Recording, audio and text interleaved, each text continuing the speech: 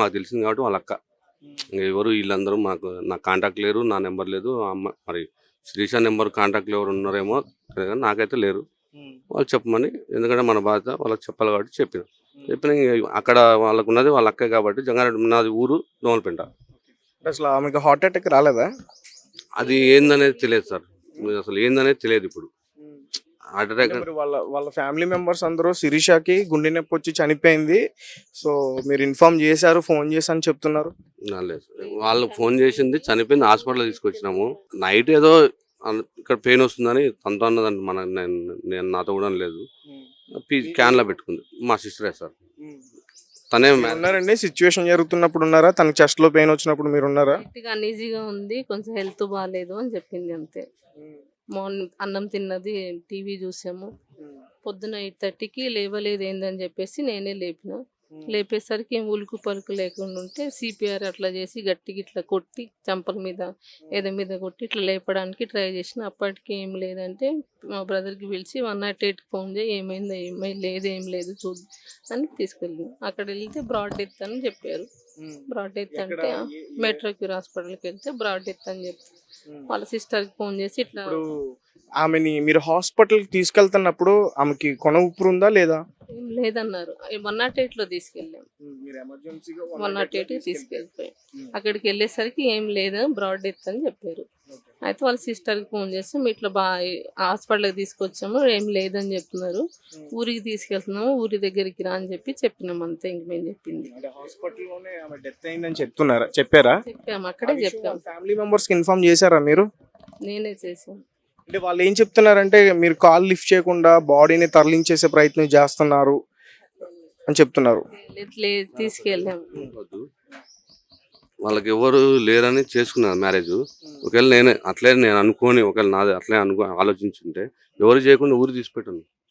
Phone చేసి information చేయాల్సిన అవసరం నా బాధ్యత కాబట్టి చెప్పిన.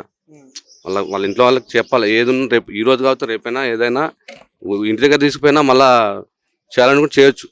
అది కూడా ఒకవేళ పోస్ట్ మార్టం అంటే నేను చెప్పిన అక్కడైనా చెప్పిద్దామ్మా రండి, ఎందుకంటే ఊరు నాకు దోమలపేట నా ప్రాపర్ కాబట్టి అక్కడ ఉంటారు, మా పాప కూడా ఆడ ఉంది. ఇప్పుడు వాళ్ళ ఫ్యామిలీ మెంబర్స్ వెయిట్ చేయమన్నప్పుడు మీరు ఎందుకు వెయిట్ చేయలేదు? మిమ్మల్ని ట్రేస్ చేసి పట్టుకున్నారు పోలీసులు అని చెప్తున్నారు. రిటర్న్ వచ్చింది సార్, అంబులెన్స్ నేనే రిటర్న్ వచ్చినది. పోలీసులు వాళ్ళనే అడగండి, రిటర్న్ వచ్చింది మేమే రిటర్న్ వచ్చినాము. చార్గట్ పిఎస్కి వచ్చినాక ఉస్మానియాకి పంపించింది.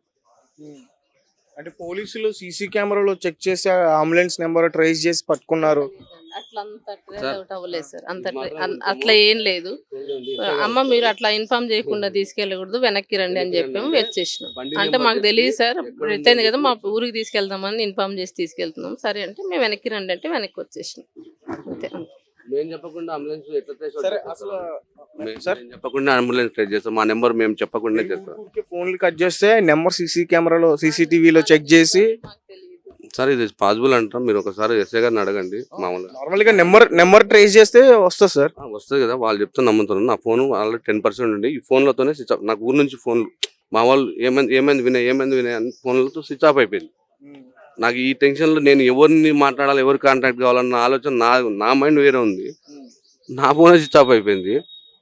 తను మా సిస్టర్ వాళ్ళకి ఫోన్ చేసిండ్రు, ఓన్ సిస్టరు. ఈమెనే మ్యారేజ్ చేసిన ఆ అమ్మాయిని చూసి నా దరిద్రమో అదృష్టమో అనాథ అంటే ఏదో ఇంత కష్టపడి 9 ఏళ్ళు ఒక చిన్నది లేకుండా చేసిన ఈరోజు నా మీద చేసిపోయింది.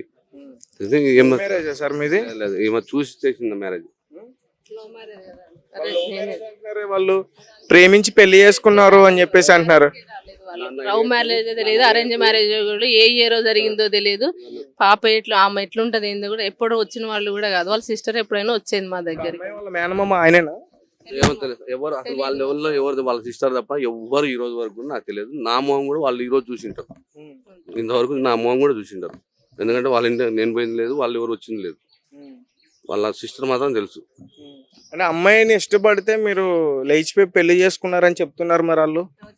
సరే ఒకసారి సన్ రైజ్ హాస్పిటల్ ఉంది కదా సార్, వాళ్ళని కూడా తీసుకెళ్ళండి, వాళ్ళ మామయ్య వాళ్ళని. మొత్తం అక్కడ నుంచి ఎంక్వైరీ స్టార్ట్ చేయమనండి. నేను లేకపోయి పెళ్లి చేసుకున్నది, ఎక్కడ చేసుకున్నది, హాస్పిటల్ స్టాఫ్ ఎవరు ఉన్నారు, మొత్తం అన్ని వాళ్ళని కూడా మీరు ఏమనుకోకుండా వాళ్ళని కూడా తీసుకెళ్ళండి సార్. సన్ రైజ్ హాస్పిటల్ నుంచి స్టార్ట్ చేయండి. నేను లవ్ మ్యారేజ్ చేసుకున్నా. భార్యకి మీకు ఏమైనా వేరే తగాదాల అలాంటి ఏమైనా ఉన్నాయా, ఇబ్బందులు ఏమైనా ఉన్నాయా? ఒక 3 ఇయర్స్ నుంచి కూడా మీరు గొడవ పడుతున్నారు అనేది వాళ్ళు చెప్తున్నారు. వాళ్ళు ఇంతకుముందేమో 2017 నుంచి అన్నారు. ఇప్పుడు మళ్ళీ కొంచెం 3 ఇయర్స్ అని. ఇప్పుడు ఇంకా రేపొద్దున 1 ఇయర్ అంటారో 10 డేస్ అంటారో సార్. ఒకటి జరిగిన విషయము పక్కన పెడదాము. రేపు ఏం జరిగింది అనేది రేపు వచ్చిన తర్వాత ఎవరి శిక్షణ నాకు కావాల్సింది ఏంటంటే వాళ్ళ ప్రెజర్ వల్లే చనిపోయిందేమో అని నేను అనుకుంటున్నా. వాళ్ళ ప్రెషర్ వల్ల, వాళ్ళ కాళ్ళు ఎందుకంటే వాళ్ళతోనే వాళ్ళ ఫ్యామిలీ తోటి అసలు టచ్ లో లేకుండా ఉన్న అమ్మాయి వాళ్ళ ప్రెషర్ వల్ల ఎలా చనిపోయింది? వాళ్ళే అంటారు, వాళ్ళ సిస్టర్ వాళ్ళే అంటారు. నాకు లేరు, నా కాంటాక్ట్ అమ్మాయి ప్రెషర్ ఏముంది? మీ భార్య మీరు సంతోషంగా ఉండాలి పిల్లలతోటి, వాళ్ళ వైపు నుంచి ప్రెషర్ ఏముంటుంది? అనాథని చెప్తున్నారు కదా. చేయండి సార్. నేను అదే అంటున్నా, నాకు అనాథే అని నేను అనుకుంటున్నా. పోస్ట్ మార్టం వస్తుంది. ఇప్పుడు వాళ్ళ అక్కకి అప్ అండ్ డౌన్ టికెట్ నేను బుక్ చేయాలి రావాలంటే ఇక్కడికి. వాళ్ళ అక్కకి కూలర్ కావాలంటే నేను ఎలా, వాళ్ళ కరెంటు బిల్లు కట్టాలంటే నేను కట్టాలా? ఇవన్నీ విషయం ఉన్నప్పుడు అది కూడా రావాలి కదా సార్. అది కూడా వస్తే అసలు ఈ మధ్యలో ఏం జరిగింది, ఈ గ్యాప్ లో ఏమన్నా అన్నీ మీరే చూసుకుంటారా?